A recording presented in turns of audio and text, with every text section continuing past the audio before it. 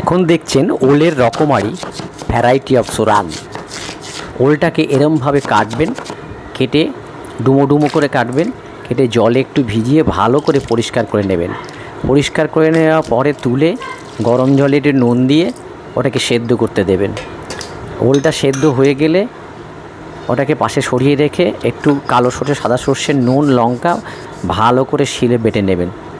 সুন্দর করে বেটে নেবেন, লঙ্কা শুদ্ধ, অল্প জল দিয়ে সুন্দর করে একটা পেস্ট তৈরি করে নেবেন। পেস্ট তৈরি করে দেওয়ার পরে ওটাকে পাশে সরিয়ে রেখে দেন।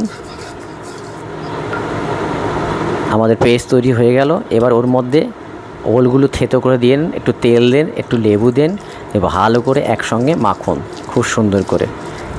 এটা একরকম হলো। এর পরেরটা দেখুন, ভাতের সঙ্গে খাবেন।